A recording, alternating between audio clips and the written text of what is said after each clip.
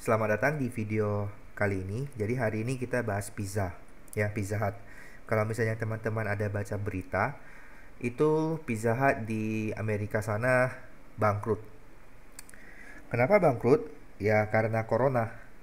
Karena di Amerika sana mereka semua daerah itu rata-rata lockdown. Toko nggak boleh buka, ya warga nggak boleh keluar rumah. Tapi kalau misalnya toko nggak buka, mall nggak buka, tapi kan kewajiban tetap harus bayar. Ya, bunganya harus bayar, gaji karyawan harus bayar, ya, pesangon harus bayar, uang eh, leasing harus bayar. Nah, kalau di Indonesia gimana? Indonesia untuk sementara Pizza Hut-nya sih masih beroperasi, tapi kita nggak tahu akan beroperasi sampai kapan, ya, karena nggak bakal ada yang tahu. Nah, kalau misalnya kita lihat sahamnya ini, ya, sahamnya ini sekarang dia di 690. Kemarin itu ada bagi dividen kalau nggak salah daerah sekitar sini lah ya. Habis bagi dividen sahamnya langsung terjun bebas.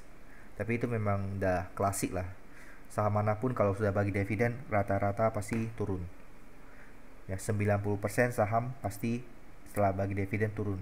Hanya 10% yang kemungkinan besar akan continue naik. Lalu kalau misalnya kita lihat ya dari chartingnya ini, kan lagi posisi turun nih. Pada saat posisi turun nih, biasanya saya nggak saranin untuk masuk. Ya, nggak bakal saya saranin beli saham pada saat dia lagi turun. I never do that. Jadi kalau misalnya kita lihat supportnya di mana gitu loh. Anda perhatikan candle bar ini yang sebelumnya jadi uh, ada gap sini ya. Ini low pointnya itu di 670 ya, di 670. Di sini ada gap 670 ini. Sebelumnya itu jadi area resistennya pizza ya, 670, dan dia berhasil break dan continue naik ke atas. Nah sekarang 670 ini jadi landasannya, jadi supportnya. Anda bisa lihat di sini ya, dua candle ini closing dan openingnya itu di 670. Candle bar ini closingnya low-nya itu di 665 tapi closingnya di 670, dan ini juga 670, dan 2 hari ini dia masih closing di atas 670. Jadi 670 ini masih jadi benchmark untuk daerah supportnya. Tapi apakah bisa beli di 670? Tunggu dulu ya. Saya saranin jangan beli, tunggu aja dulu. Lalu kalau misalnya Anda perhatikan ya, di sini ada gap. Di sini ada gap. Kalau bagi saya lihat charting itu sesuatu yang good gitu loh. Kenapa good? Karena charting akan selalu berusaha untuk tutup gap. Ingat, berusaha, bukan pasti tutup gap. Ingat kata-katanya, berusaha, bukan pasti tutup gap. Nah, kondisi sekarang ini dia lagi berada di daerah support 670. Dan sekarang udah bulan 7. Anda bisa lihat juga ya, Anda bisa lihat juga itu penjualan pizza. Lihat laporan keuangannya di kuartal 1 itu dibanding tahun lalu itu ya. Anda bisa lihat sendiri, which is nggak begitu bagus.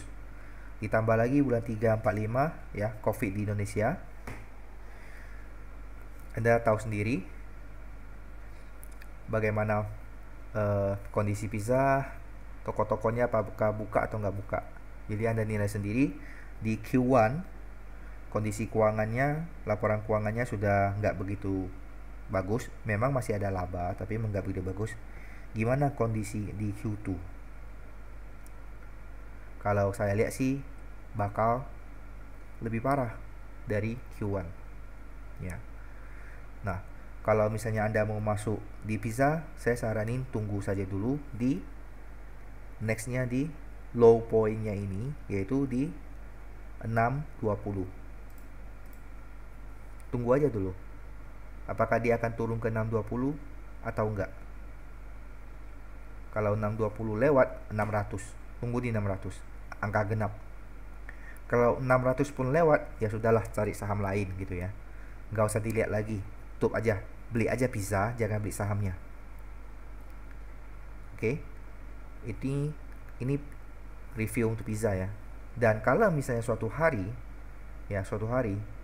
dia sudah ada kayak slow down, dan ada indikasi bahwa dia lagi sideways, ya, Anda boleh beli karena di sini ada gap, dia akan kemungkinan naik untuk tutup gap di low-nya ini berapa nih, 745 di sini. Contohnya Anda beli di 620, Anda jual di 745, itu ada 19,57%, sekitar situ ya. Tapi kita nggak tahu apakah 620 ini akan jadi bottom line-nya pizza atau enggak. Dan percayalah, nggak bakal ada yang tahu. Kalau misalnya ada yang kasih tahu, oh ini pizza ada bottomnya sekian, itu omong kosong, itu bohong. Kalau dia hebat gitu, dia udah kaya raya. Intinya gitu aja. Jadi ini untuk saham pizza, kita beli aja pizzanya dulu, sahamnya jangan beli dulu, tunggu aja dulu.